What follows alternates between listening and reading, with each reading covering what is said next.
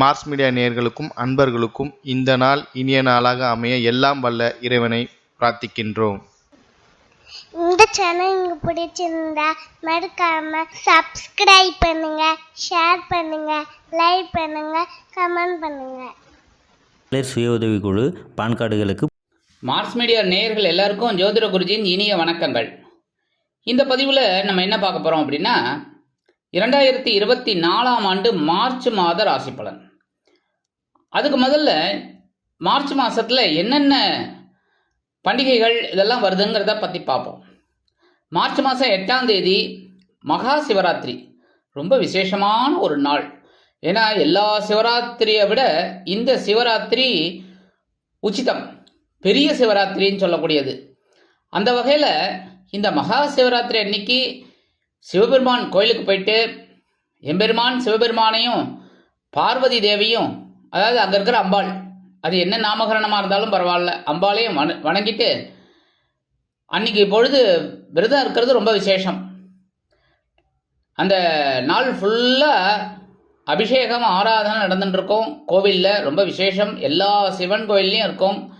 ஆகவே மார்ச் 8ஆம் தேதி சிவாலயம் போய் இந்த சிவராத்திரி அன்னைக்கு எம்பெருமான் சிவபெருமானையும் நந்தீஸ்வரரையும் நீங்கள் வணங்குறது ரொம்ப விசேஷமான பலன்களை உங்களுக்கு கொடுக்கும்.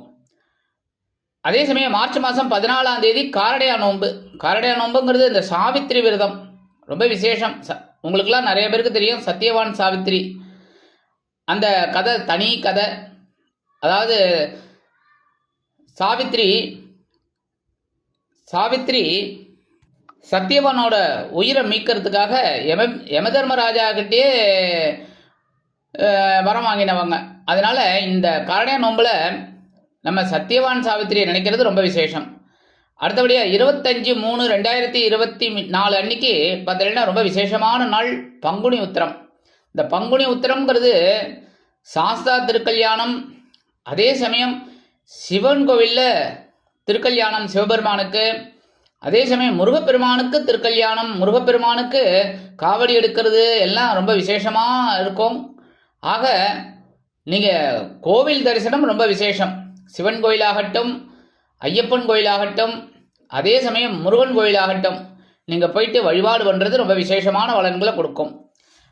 இந்த மார்ச் மாதத்தில் கிரகநிலைகள் அப்படின்னு பார்த்தீங்கன்னா மேஷ ராசியில் குரு, கன்னி ராசியில் கேது, துலாம் ராசியில் சந்திரன், மகர ராசியில் செவ்வாய் மற்றும் சுக்கிரன், கும்பராசியில் சனி பகவான், சூரியன், புதன், மீன ராசியில் ராகு.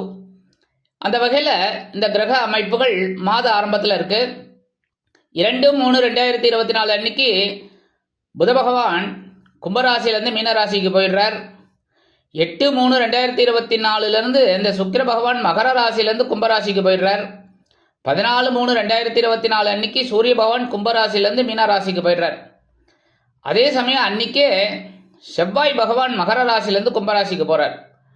கும்பராசியில் சனியோடு சேர்ந்துடுறார். அதே சமயம் சூரிய பகவான் ராகுவோடு சேர்ந்துடுறார் 14ஆம் தேதிக்கு அப்புறம். இதுதான் இந்த மார்ச் மாதத்தோட கிரக நிலைகள், சஞ்சாரங்கள். அந்த வகையில் இந்த மார்ச் மாதம் ஒவ்வொரு ராசிக்கும் என்னென்ன பலாபலன்களை கொடுக்க போகிறதுங்கிறத பற்றி நம்ம இப்போ தெளிவாக பார்ப்போம். பதிவுக்கு போகலாமா?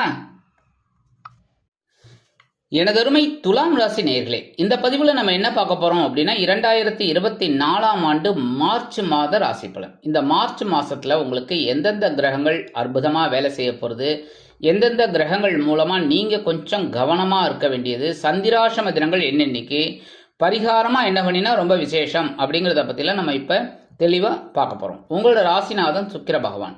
சுக்கிர பகவான் அப்படிங்கிறதுனாலே உங்களுக்கு சந்தோஷம் அதிகமாக இருக்கும். அதே சமயம் அவரே உங்களுக்கு அஷ்டமாதிபதி ஆயிடுறார். அஷ்டமாதிபதி அப்படிங்கும்போது நீங்கள் முக்கியமாக உடல் ஆரோக்கியத்தில் எப்போவுமே கவனம் எடுத்துக்கணும்.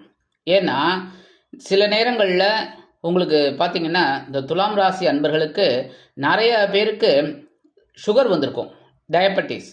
அது கண்டிப்பாக ஒரு 75% 80% சொல்லலாம் அந்த மாதிரி. ஏன்னா உங்களுக்கு ஸ்வீட் மேலே ரொம்ப ஆசை, இனிப்பு அப்படின்னாலே. ஏன்னா நீங்களே இனிப்பானவர்கள் தான், புரியுதா?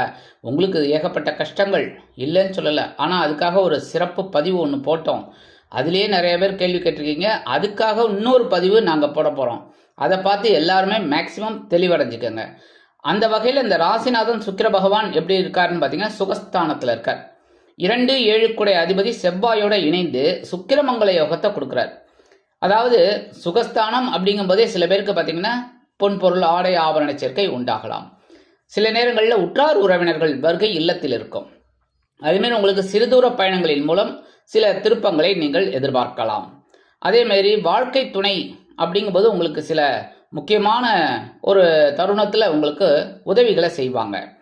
8/3/2024 இந்த சுக்கிர பகவான் எங்கே வரப்போறாருன்னு பார்த்தீங்கன்னா பஞ்சமஸ்தானமாகி 5ஆம் இடத்துக்கு வந்துடுறார். 5ஆம் இடம் அப்படிங்கும்போது குழந்தைகளின் மூலம் சந்தோஷம் அதிகரிக்கும். எடுக்கிற காரியங்கள்லாம் உங்களுக்கு அற்புதமாக நிறைவேறும். பூர்வீக சொத்துக்கள் உங்கள் கைக்கு வரத்துக்கு வாய்ப்புகள் அதிகமாக இருக்குது. அதே நேரத்தில் நீங்கள் புனித பயணங்களை மேற்கொள்வதற்கான வாய்ப்புகள் கூடி வரும். சில பேருக்கு குலதெய்வ பிரார்த்தனைகளை நிகழ்த்தக்கூடிய ஒரு வாய்ப்புகளும் அவங்களுக்கு கிடைக்கும். 14/3/2024 இந்த செவ்வாய் பகவான் எங்கே வரப்போறாருன்னு பார்த்தீங்கன்னா அவரும் பஞ்சமஸ்தானமாகிய 5ஆம் இடத்துக்கு வந்துடுறார். 5ஆம் இடத்துக்கு வரார் அப்படிங்கும்போதே உங்களுக்கு இந்த செவ்வாய் பகவான் அனுகூலமாக இருப்பார். எடுக்கிற காரியங்களில் கொஞ்சம் தடை தாமதங்கள் இருந்தாலும் அந்த காரியங்கள் எல்லாம் அற்புதமாக நிறைவேற்றுவார். சீருடை பணியாளர்களாகிய காவல், இராணுவம், தீயணைப்புத்துறை, மருத்துவத்துறையில் வேலை பார்க்கும் அன்பர்களுக்கு எதிர்பார்க்கும் இடமாற்றம், பதவி மாற்றம், பதவி உயர்வு, சம்பள உயர்வு ஓரளவிற்கு அனுகூலமாக அமையும்.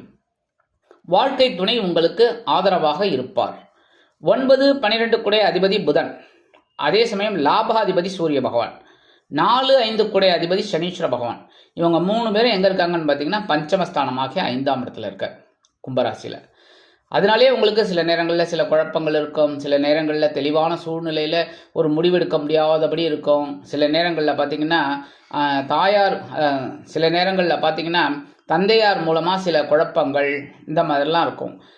அந்த வகையில் இந்த புத பகவான் பார்த்தீங்கன்னா ஒரு நாள் தான் அங்கே இருக்கார். அதனால் பெரிய அளவில் புத பகவான் உங்களுக்கு அனுகூலம் அப்படின்னு சொல்ல முடியாது. 2/3/2024 இந்த புத பகவான் எங்கே வரப்போறாருன்னு பார்த்தீங்கன்னா பகைரோன ரோகஸ்தானமாக 6ஆம் இடத்துக்கு வந்துடுறார். 6ஆம் இடத்துக்கு வந்துட்டார் அப்படின்னாலே உத்தியோகத்தில் கொஞ்சம் பொறுப்புகள் அதிகமாகும். அந்த பொறுப்புகளை சிறப்பாக நீங்கள் செஞ்சீங்க அப்படின்னாலே உங்களுக்கு சக்ஸஸ்ஃபுல்லாக இருக்கும். அதே சமயம் தொழில் வியாபாரத்தில் இருக்கிறவங்களுக்கும் கொஞ்சம் கவனமாக இருந்து அதிகப்படியான லாபத்தை எடுக்கணும். அந்த வகையில் பரபரப்பாக நீங்கள் வேலை பார்த்தா தான் உண்டு. அதேமாரி உத்தியோகம் அப்படிங்கும்போது இந்த சக ஊழியர்கள்லாம் திடீர்னு லீவ் போட்டு போயிடுவாங்க. அவங்க வேலையை நீங்கள் சேர்த்து பார்க்குற மாதிரி வரக்கூடிய வாய்ப்புகள் உண்டு. அதே சமயம் தந்தையார் வழி உறவுகள் உங்களுக்கு அனுகூலமாக இருப்பார்கள். எழுத்து மற்றும் அச்சுத்துறையில் இருக்கும் அன்பர்களுக்கு ஓரளவிற்கு அறிவுத்திறன் விருத்தியாகும்.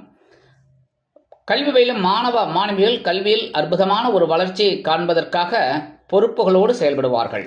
14/3/2024 முதல் இந்த சூரிய பகவானும் பகைரோன ரோகஸ்தானமாகி 6ஆம் இடத்துக்கு வந்துடுறார். 6ஆம் இடத்துக்கு வந்துட்டாருனாலே உங்களுக்கு ஃபர்ஸ்ட் கிளாஸ் சூப்பர். இருக்கிற காரியங்கள்லாம் உங்களுக்கு டக்குன்னு அற்புதமாக நிறைவேறும். அதேமாரி உத்தியோகத்தில் வேலை பளு எவ்வளவு இருந்தாலும் அதை சிறப்பாக செய்யக்கூடிய ஒரு முன்னேற்றம் உங்களுக்கு கிடைக்கும். அதனாலே உங்களுக்கு சில பேருக்கு பதவி உயர்வு, சம்பள உயர்வு இதெல்லாம் வரத்துக்கு வாய்ப்புகள் நிறையா இருக்குங்க.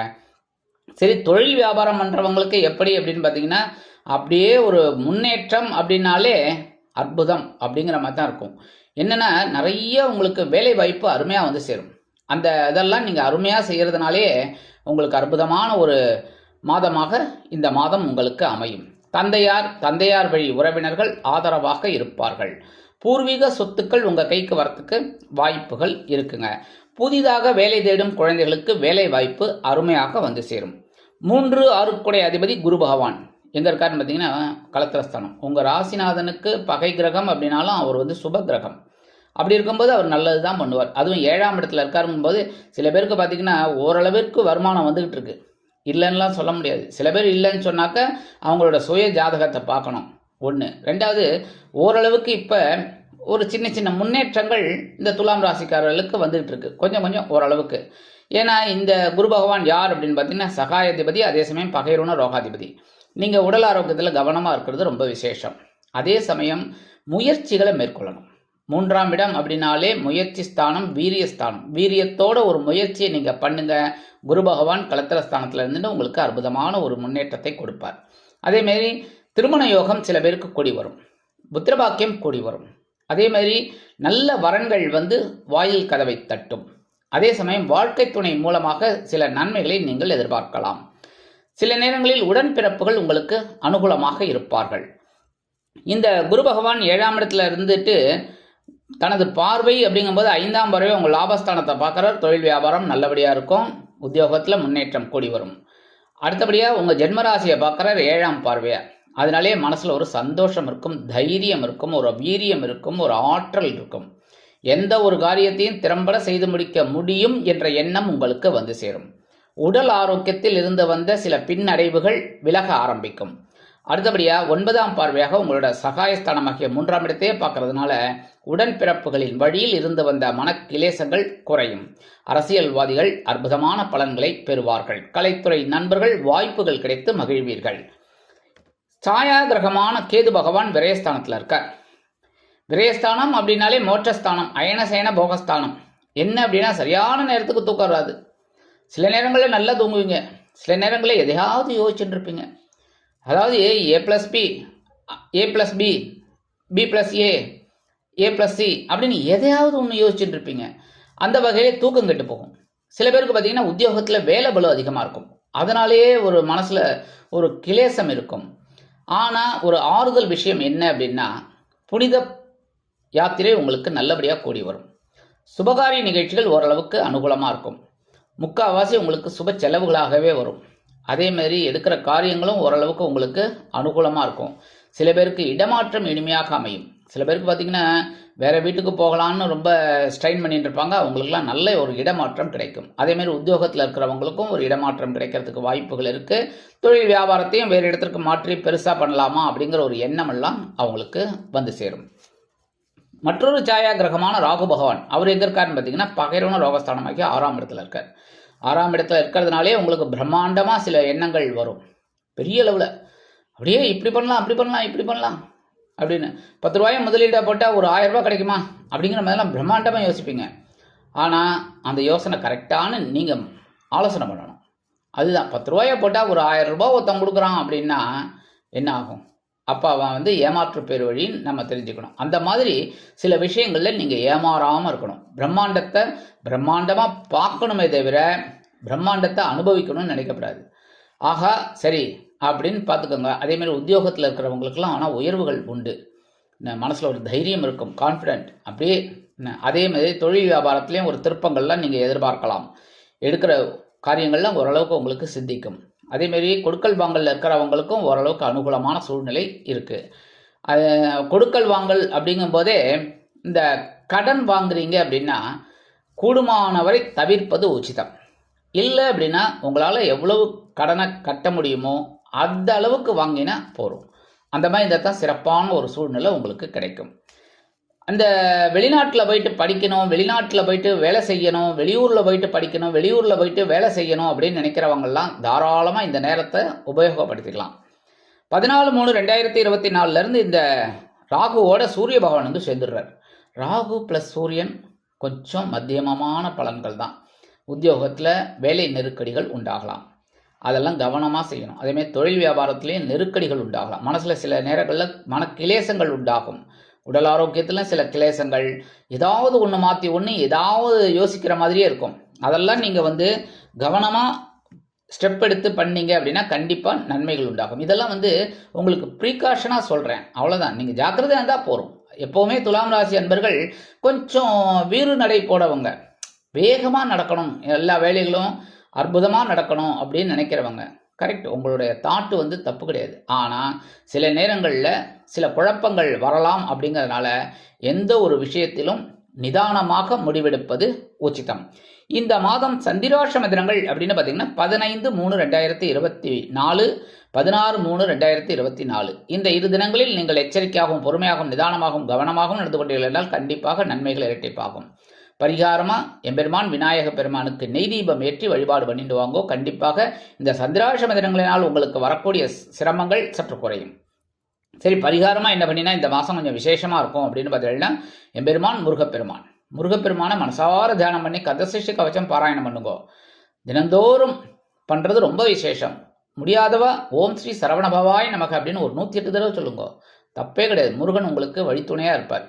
அதே சமயம் மகாலட்சுமி தாயார் உங்கள் சுக்கிர பகவானுக்கு அதிதேவதை. மகாலட்சுமியை மனமுருகிய வழிபாடு பண்ணுறது ரொம்ப விசேஷமான பலன்களை கொடுக்கும். அதே சமயம் வெள்ளிக்கிழமை போயிட்டு நீங்கள் மகாலட்சுமி தாயாரை வழிபாடு பண்ணிவிட்டு பெருமாளையும் வழிபாடு பண்ணிவிட்டு துளசி மாலை கொண்டு வணங்கி வாருங்கள். கண்டிப்பாக இந்த 2024 மார்ச் மாதம் உங்களுக்கு அற்புதமான திருப்பம் தரும் மாதமாக அமையும் என்று கூறி விடைபெறுகிறேன். நன்றி, வணக்கம். மீண்டும் ஒரு அருமையான பதிவில் நான் உங்களை மனமகிழ்ச்சியோடு சந்திக்கிறேன். வாழ்த்துக்கள். வாழ்க வளமுடன்.